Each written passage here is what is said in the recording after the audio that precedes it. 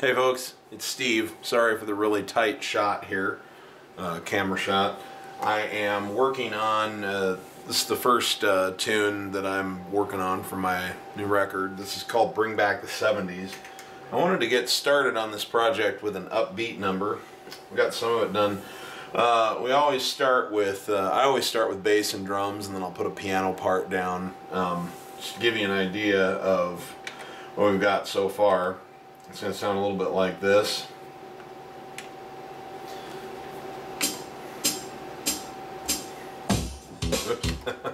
Helps to be on the right track there. Good one. Okay, here we go.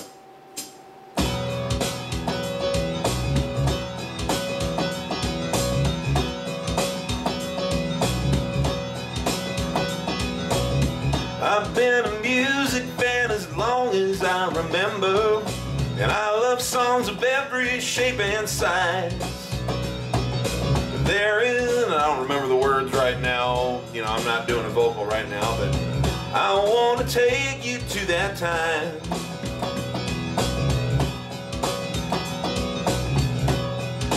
So that's kind of the feel going on in this thing, and then it goes to some interesting places. I'll put an actual performance video up where I learn the words. What do you expect me to know the words to my own songs? Come on. Anyway, but it's been kind of fun, and I'm going to put in a bass part now for the chorus, the first chorus. Now, one thing that I like to do myself, I don't like to use canned drum beats, and I know that it flies in the face of what everybody's doing these days. I actually put the drums in live, one layer at a time, so I'll actually go, you know,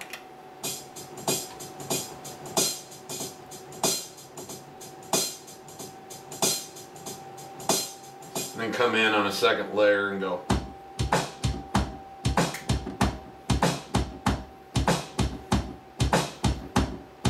And then once I have the entire basic footprint down, I'll go through occasionally and put in a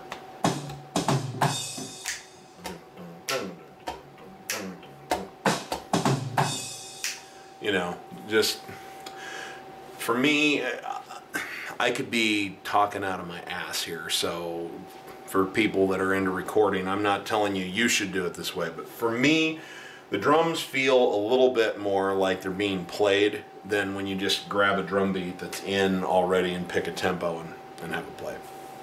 So I do it this way. However, the downside of that, by the way, is that I don't get perfect time in the performance, because I'm not, you know, I'm really not that skilled at it. I know enough about drum beats, so I have to quantize it, which when you're working with different session players, a lot of them don't like using quantized drums. It sounds pretty much perfect time, because you'll go through and what it does is you tell it, I want everything to be precise to the 8th note or the 16th note or the 8th note triplet. That's what this is. This one would feel kind of like it's in 12/8. 1 2 3 1 2 3 1 2 3 1 2 3, like 1 2 3 4 5 6 7 8 9 10 11 12. So 1 2 3 4 1 2 da da. It's not in duplets, it's in triplets. Almost a little bit of a swing happening. And so it'll go through and take your performance and line everything up on those, whatever it's closest to, and it doesn't create the exact perfection that the canned drums do, and a lot of session guitarists or whatever really prefer to have that perfect time and then have a click to actually sync up with. But I do it the way I do it. For me, it sounds a little bit more real. There's an occasional, like when I'm doing the performance, then occasionally you're gonna have, see how there's an accent or whatever. So I have to be careful, and it forces me to really think and try to get an even thing going there, but every click of this isn't exactly the same, because the accents and how hard I'm hitting it comes into play, and I think that's a little bit more like what it's like when someone's actually playing a drum with their hands. So that's why I do it that way, and it may sound like shit, and I don't care. that's how I do this. Until I get to actually work with a drummer and a producer, this is what I'm going to do. So anyway, and then on bass, it's the same thing. I use a patch on here that's called fingered bass. I have about 20 or 30 different bass patches that I can choose from, but this one's got kind of a nice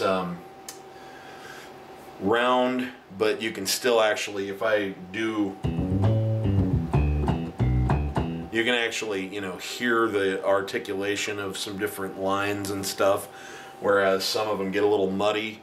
And then some of them have great clarity, but they don't have that round fatness, and no matter what I do with EQ and dynamics, I can't seem to get it to really give me that bottom end that I'm looking for. So this is kind of a good one, and I am well aware of the fact that I am not a bass player, and that I try to, basically what I try to do is keep the drums and bass relatively simple, and I put anything fancy or fun in, I mostly keep that limited to the piano part, because it's what I'm good enough at that I have any business doing that.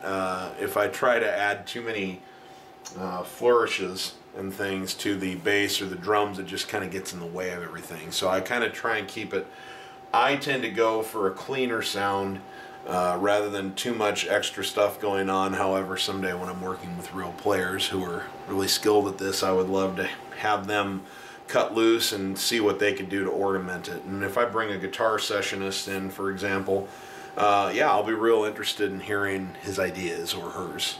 So the bass line so far has been something along the lines of,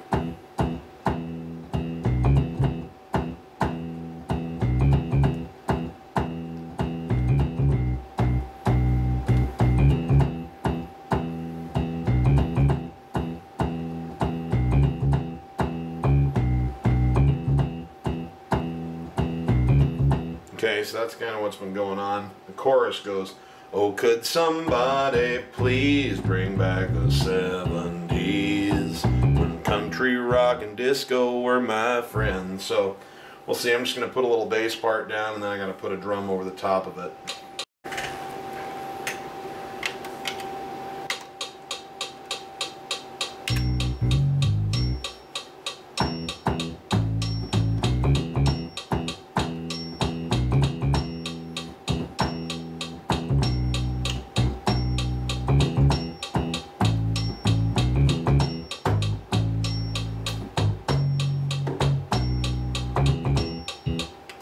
Okay, we'll see. I think that might have been good enough for government work here.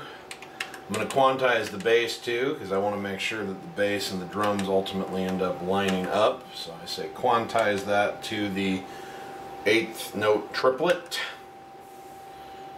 Let's listen back and see how bad it was. No. I need to do it cleaner than that, I can hear, because once I quantized it, it wasn't accenting on the right place. So I need to get the performance cleaner. I'm trying to do this in a way, you know, one of the things that is good about this for me is that it's going to force me to get better at rhythmic timing. I'm pretty good at it now, but I think this will make me a lot better, because you just can't allow a lot of the things to slide when you're recording that you can in a live situation.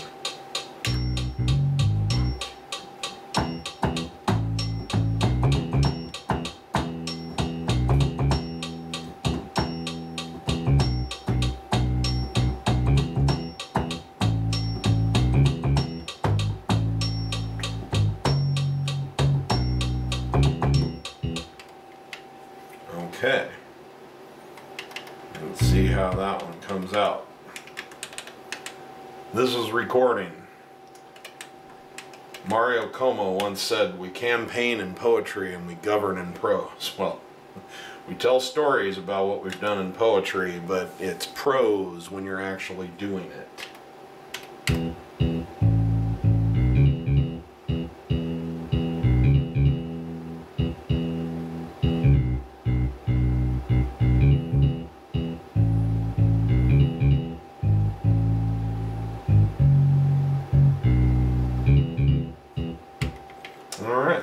get the job done. So now what I got to do is I got to put a drum beat in.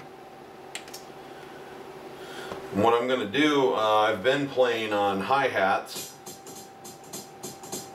I'm going to switch it over to a ride. This is my principal ride cymbal. This is kind of it's another ride cymbal really, but what it sounds like is as if you've hit this one slightly off with your stick. So dum da dum da. Makes for a good swing beat. So let's see here. 1, 2, 3.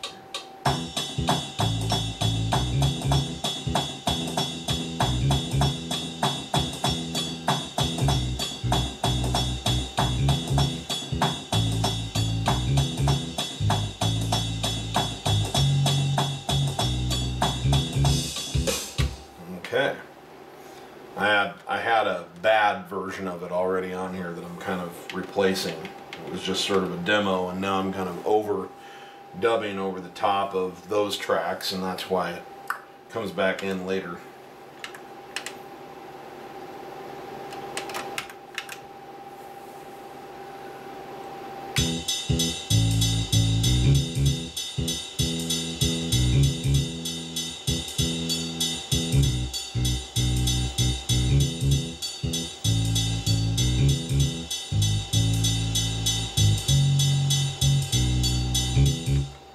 Okay. Alright, well let's see what we can do with some bass and with a bass drum and a snare drum in there.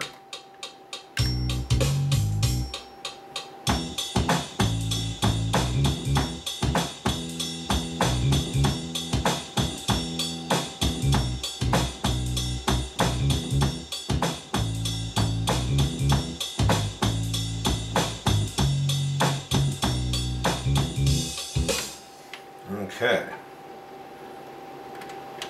That's probably pretty good. There might be one little bass drum thing I need to go in and erase.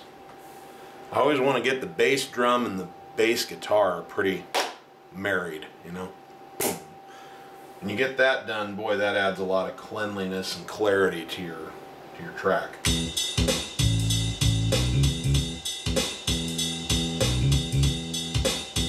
Right there. Boom, ba-dum. So, 1, 2, 1, 2, 1, 2, and right there. Let's get rid of that.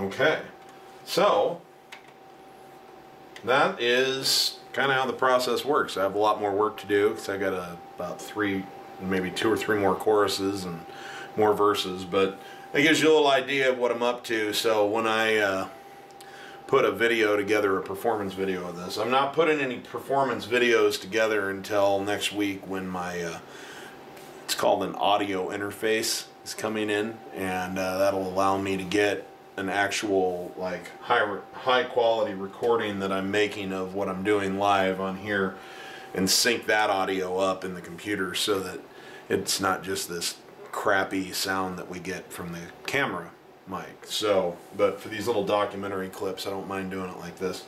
But yeah, this is going to be a fun song to do, and I'll explain more about it in the future about how it came to be written, but it shows you a little bit about what I'm up to with it. Alright, have a good one. I'm going to get back to work because I'm on a roll. See you later. Oh, and remember, you're not having fun when you're making music. You're doing it wrong. Bye-bye.